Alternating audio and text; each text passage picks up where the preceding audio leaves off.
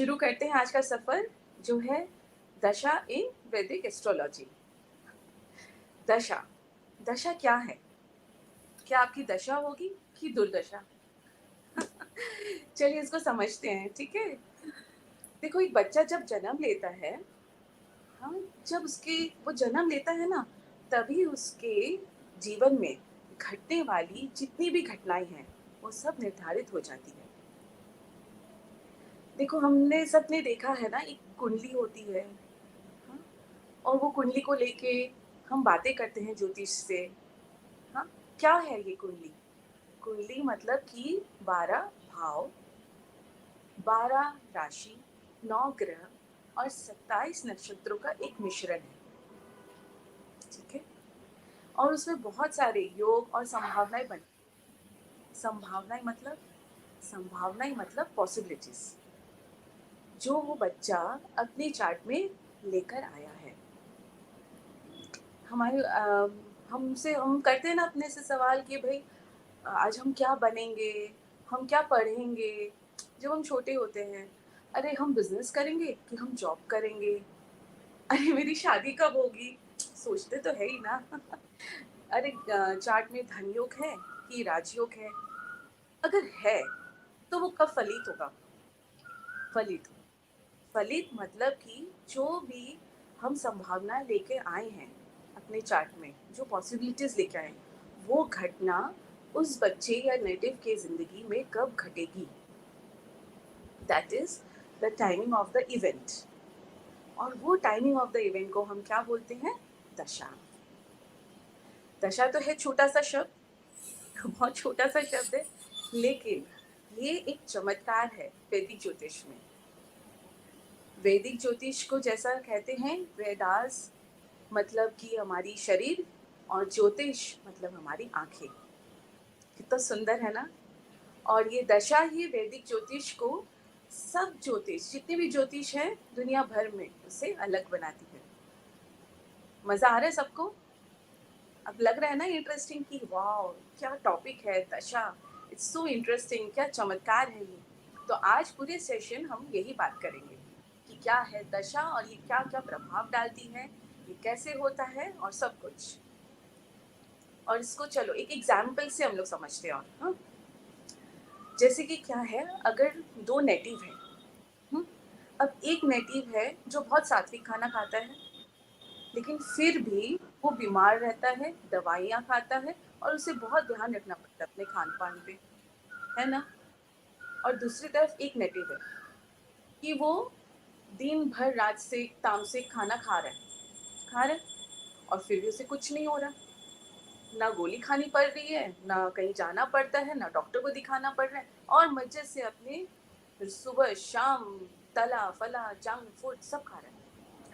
तो ये कैसे होता है? ये ऐसा है कि हम अगर अपने चार्ट में ऐसी पॉसिबिलिटी लेके आते हैं कि हम बीमार पड़ सकते हैं, हमें कोई हेल्थ इशू हो सकता है, तो जब उस ग्रह, जो ग्रह वो प्रॉमिस लेके आया है, वो ग्रह जब दशा में लग जाती है, हमारे दशा में जब लगती है, तो वो अब ट्रिगर हो जाता है।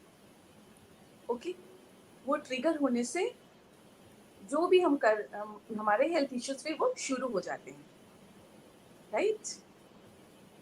तो मजा आ रहा है सबको? और आगे सुने तेजल जी से दशा के बारे में, और बहुत कुछ है जो हमें अब तेजल जी बताएंगे। Tejal ji, over to you. Thank you Khushbu ji, है ना। तो आपने बहुत अच्छा बताया। तो हम इसे समझना है तो हम इसे ऐसे समझ सकते हैं, जैसे हमारा जन्म कुंडली है। हाँ, तो उसमें क्या है, जब हमारा जन्म होता है तो कुछ ग्रह कोई भाव में बैठे हैं, किसी के साथ बैठे हैं, है ना। तो ये क्या करते हैं, कुछ संभावनाएं बनाते हैं कि हमें जीवन में ये मिलेगा, है ना। और ये फलित कब होता है, जिस ग्रह ने वो संभावना आपको दी है कि आपके साथ, जैसे कि धन योग बना है आपके चार्ट में, तो वो जिस ग्रह ने, मान लीजिए कि शुक्र ग्रह ने आपको वो संभावना दी है, तो जब शुक्र ग्रह की दशा लगती है तब वो संभावना फलीभूत होती है, वो इवेंट मैनिफेस्ट होता है। तो दशा का ये बहुत ही सुंदर प्रक्रिया है कि जो भी, इन शॉर्ट आप ऐसे कह सकते हो कि आपको जो भी मिलने वाला है वो तभी मिलता है, जो संभावना है वो तभी फलीभूत होती है जब उस ग्रह की दशा लगती है ना? तो वैसे तो बहुत सारी दशाएं हैं जो ऋषि पाराशर जी ने बताई है। उसमें से एक दशा है विंशोत्तरी दशा, है ना? तो उसको हम आज समझते हैं कि वो क्या है। अभी देख लीजिए, जिस ग्रह की दशा लगी है तो उसमें वो पावर आ जाता है कि उसने आपके चार्ट में जो संभावनाएं दी है, जो पॉसिबिलिटीज बताई है, उसको फलित करने की वो पावर मिल जाता है उस प्लेनेट को, है ना? तो वैसे हम देखें, हम सबको पता ही है कि हमारे पास 9 प्लैनेट्स हैं। तो ऋषि पाराशर जी ने क्या किया है कि हर प्लेनेट को एक टाइम पीरियड दिया है। जैसे कि मान लीजिए कि ये ग्रह को जो उसको पावर मिला, तो ये पावर इतने टाइम रहेगा उस प्लेनेट के पास, उसको कहते हैं दशा साइकिल। तो पहले वो जान लेते हैं कि दशा साइकिल क्या है। तो शुरुआत करते हैं, वो एक सीक्वेंस है पूरा, ध्यान से सुनिए।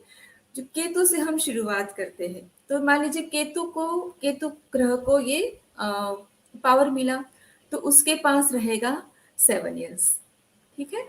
फिर उसके बाद आते हैं शुक्र।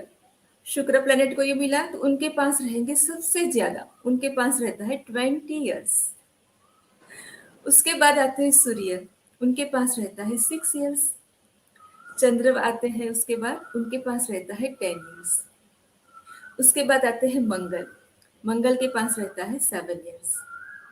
फिर आते हैं राहु, उनके पास रहता है 18 इयर्स।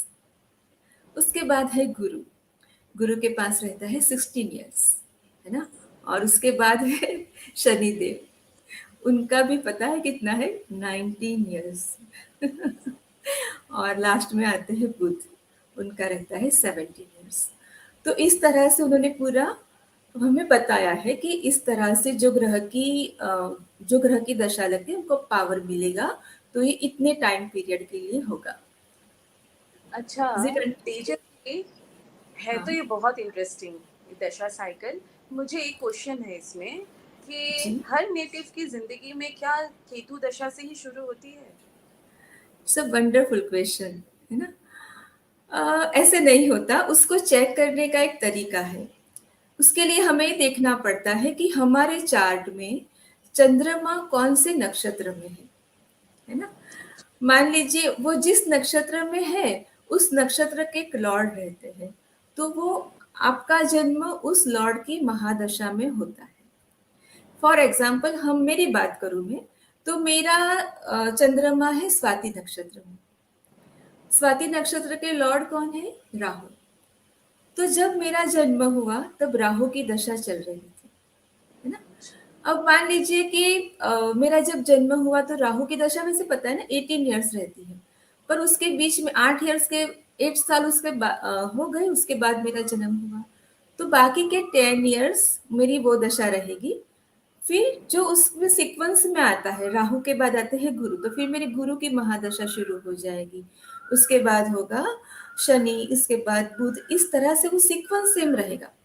पर आप बीच में किसी भी महादशा में आपका जन्म हो सकता है, वो आपको करना है। आपका चंद्रमा किस नक्षत्र में, उसके हिसाब से आप चेक कर सकते हैं। Very nice. अच्छा, एक और क्वेश्चन आ रहा है मेरे मन में। आपने जो साइकिल बताया केतु से बुध तक का, तो इसमें क्या हर नेटिव केतु से बुध तक का साइकिल वो कर पाता है? Wonderful wonderful.